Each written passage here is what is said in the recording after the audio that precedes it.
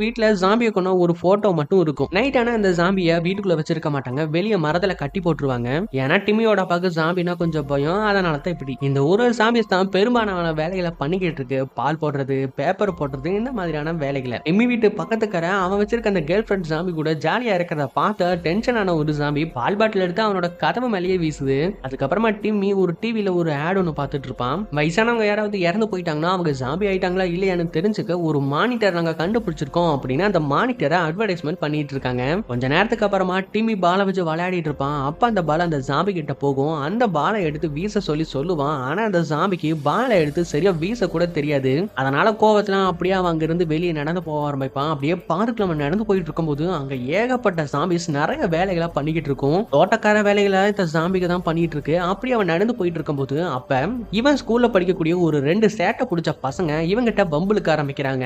கையில ஒரு பலூனை சுடுற துப்பாக்கி வச்சு இவனை மிரட்டிக்கிட்டு இருக்கும்போது அப்ப டிம்மியுடைய ஜாம்பி வந்து அந்த 2 பசங்களையுமே அடிச்சு போட்டு இவனை காப்பாத்திடுது. அதுல இருந்து டிம்மிக்கு இந்த ஜாம்பிய கொஞ்சம் புடிச்சு போகுது. அதனால அந்த ஜாம்பிக்கு ஃபைடோங்கிற பேரையும் வைக்கிறான். இதுக்கப்புறமா சரி நம்ம விளையாடலாம் அப்படின்னு அவன் பாலை தூக்கி த்ரோ பண்றான். ஆனா அதனால பிடிக்க தெரியல. சரி உனக்கு பிடிக்கதான் தெரியல, நான் தூக்கி போடுற பாலையாவது போய் எடுத்துட்டு வா அப்படின்னு அவன் பாலை தூக்கி வீசுறான். பால் போய் சரியா ஒரு பாட்டியோடைய காலுக்கு கீழே போய் விழுந்துருது. இந்த ஜாம்பி அந்த கீழே விழுந்த அந்த பாலை எடுக்கிறதுக்காக ட்ரை பண்ண போது அதை பார்த்து அந்த பாட்டி டென்ஷன் ஆயிட்டு என்ன ஒரு கேவலமான ஜாம்பி இங்க இருக்கு அப்படின்ட்டு அந்த ஜாம்பியை போட்டு அடி அடின்னு அடிக்கிறாங்க. அப்படி அடிச்சதுனால கார்ல இருந்தக்கூடிய அந்த லைட் ஆஃப் ஆயிருது. இங்க ரொம்ப நேரம் வெயிட் பண்ணி பார்க்கறான். எங்க போன ஃபைடோ இன்னும் ஆள காணோமே அப்படின்னு இவன் போய் பார்க்கல. அந்த பாட்டிய அந்த ஜாம்பி கடிச்சு தின்னுகிட்டு இருக்கிறத பார்த்து இவன் பயந்து போய் நின்னுட்டு இருக்கான். இதுக்கப்புறமா அப்படியே இவன் பக்கத்துல அப்படியே வரும். இவனும் அப்படியே பயந்துட்டு இருக்கும்போது சரியா அந்த காலர் ஆன் ஆயிருது. அதனால இப்ப திரும்பவும் பழையபடி ஆனதுனால இப்ப அந்த எடுத்த பாலை இவன் கிட்டயே திருப்பி கொடுக்குது. இவனும் அடுத்த டைம் உனக்கு கூட்டிட்டு வரல, கயிறு கட்டி தான் கூட்டிட்டு வரணும் அப்படின்ட்டு சொல்லி புலம்பிக்கிட்டே போறான்.